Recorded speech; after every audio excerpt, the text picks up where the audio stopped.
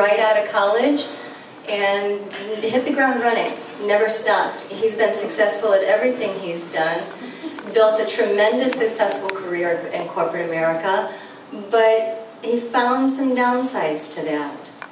And fortunately for me, he discovered something else. This is how we actually came together, was through this wonderful company. And he has actually built an international, worldwide business. He's in 26 countries out of the 39 that we're in. So him, and it was interesting listening over breakfast this morning with him and Terry talking. These guys are on fire. And what I find so interesting is people that have been in this business for 16, 20 years plus are more excited today than they were when they first got in. They were putting a business plan together. They're in big competition here, and they're going to set the world on fire again.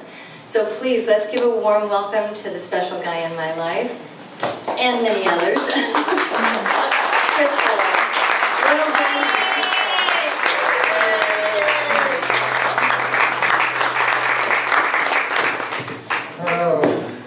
I'm just trying to figure out if I'm a special person in my life, right? It's self-talk. Yes, it's self-talk, right. Well, I'm really happy to be here, and what I want to do is to share a little bit about my background and so you understand my perspective on this, okay? Because it's important to understand where I've been so you know why I'm doing what I am doing right now. I was in corporate America for over 15 years, actually. Am I getting feedback here? Let me do this. Excuse me. I was in corporate America for about 15 years. First started out consulting medical doctors at the Texas Medical Center. How many people know where the Texas Medical Center is?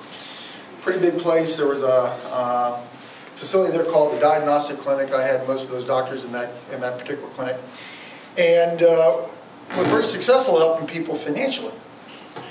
Then I got recruited to a firm out of Boston and went around and actually bought and sold the big high-rise buildings. I mean, people, you know, someone buys and sells those things, and that's one of the things I was supposed to do. And was very successful in that, and then I got recruited out of that firm to a company out of Houston that was an E500 company. I was the chief financial officer for 11 years. And so I thought I was going to be able to work less because the guy I went in partnership with, he says, "No, man, you're back home in Houston and everything, and you can choose your own hours and all that kind of stuff." I said, "Well, I'm really great." It wasn't about the money, because I was making good money. It was about creating a life, right? So I said, well, maybe I can create a life, because I wasn't able to do that before that. Well, what I found out is I started working an 8-hour day for 5 days a week, and then went to 10 hours, and then went to 12 hours. Then went a little longer than that. Then went 5 days to 6 days. And then went 6 days to 6 days, and then we had our meetings on Sunday afternoon to figure out what we're going to do the rest of the week. All right? I don't know how many people ever worked a lot in your own fields. Have you ever worked a lot? If you worked a lot, you understand what I'm saying. You kind of get burnt toast. So I was in that position whereas I couldn't sleep. I was all stressed out. And then what happened was someone told me about some technologies that might be able to help me sleep. Now, I wasn't interested in looking for a business. You know why? Because I didn't have any time to look for a business. I didn't have any time. And I'm going to talk about that in a little bit because it's kind of like what Terry was saying earlier. You know, you don't have time. And I'm saying, well, if you don't have time to look for a business, it's about time to look for something else. Because if you don't have time now, is that going to ever change? All right? And pretty soon you're going to get, you know, time passes pretty quickly, and pretty soon you're in a position where you never have time, you never have a life, and then it's over. And I've seen that happen in my life, in my family, and I said, well, you know, I'm going to change that. So anyway, long story short, is after I got the technology experience, and that is I had great ability to not sleep, and I turned that into great ability to sleep. That was just amazing to me.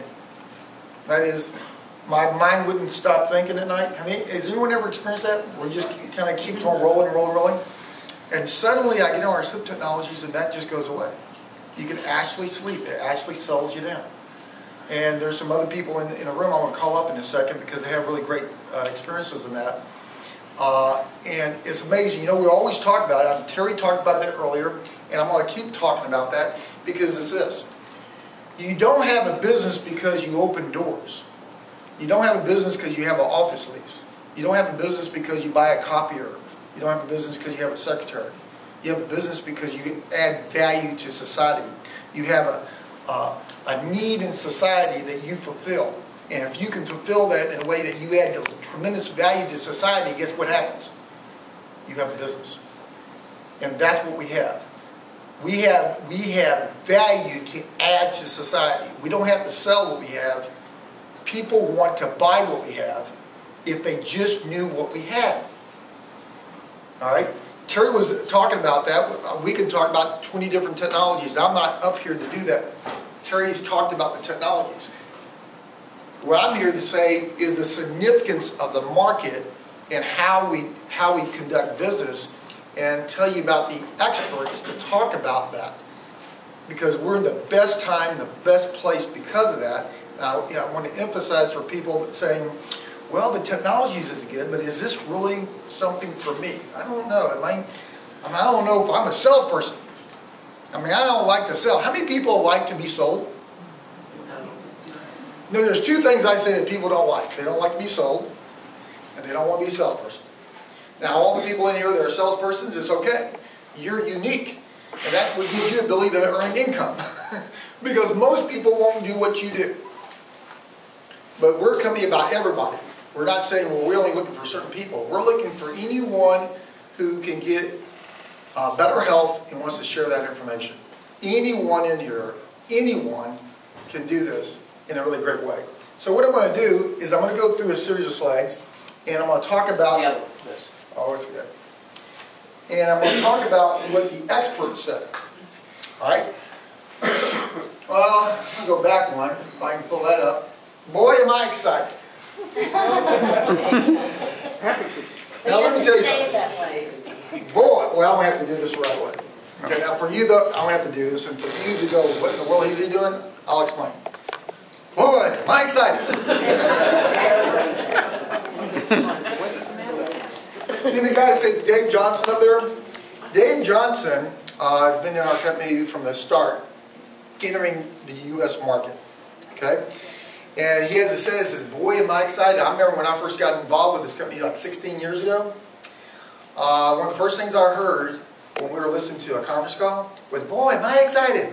And I said, wow, man, I got to meet that Dave Johnson. So he came to Houston one week, and he said, Chris, I heard that you're doing pretty well in this. I said, yeah. I said, I'm doing okay. I was like a gold distributor.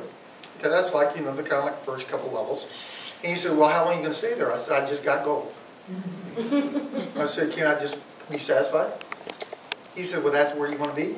I said, well, not really. He says, well, what are you staying there for? Okay, so I said, okay, I think maybe I can move forward. But I always remember him because he's excited. You know what he's excited about? He's excited by helping people move to where they want to be. How many people have a dream? Okay, now people go, well, I used to have a dream, but I don't believe in those anymore. I said, why? Well, when you get in corporate America, or you have a job, you've been there for a long time, or you go from one job to another job, you really don't think about dreams. You think about what? The weekend.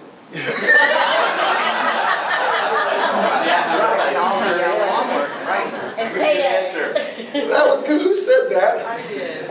Can I use that in the future? That was really good. You're thinking about the weekend. That's right. That's true. It's really true. You're thinking about the weekend.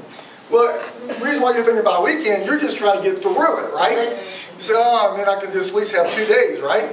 You really don't, when you're young, you always think about what you're going to do. Well, one day I'm going to do this. One day I'm going to live here. One day I'm going to travel the world. One day I'm going to... Has anyone ever done that? Oh, yeah. Like when you're young? And then what happens is that the longer you stay in a position, a job or whatever, soon those kind of thoughts just kind of go by the way and say, oh, that was just a dream. I knew it was only a dream. It could never really become a reality, right? Well, Dave Johnson changed that for me. Now, I didn't know he changed it for me at the time. But he actually changed it for me because he got me thinking.